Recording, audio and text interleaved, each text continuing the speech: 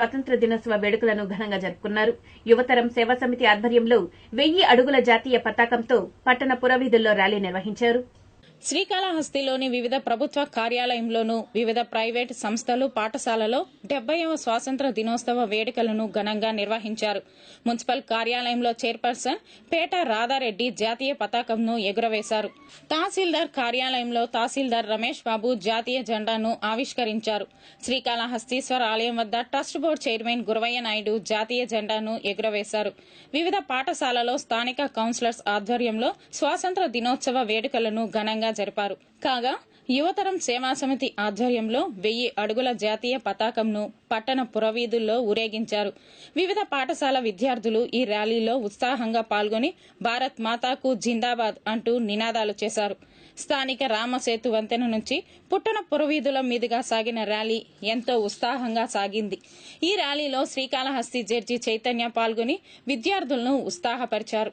ఈ సందర్భంగా జడ్జి చైతన్య మాట్లాడుతూ దేశభక్తిని పెంపొందించుకోవాలని పిలుపునిచ్చారు.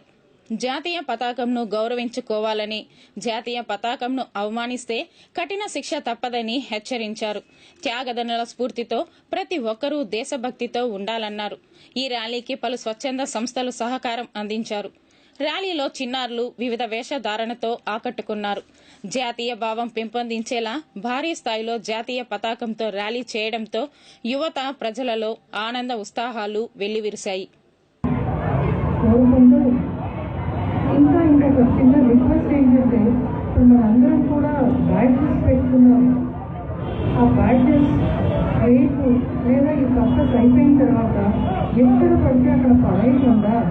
That is also reflecting our flag.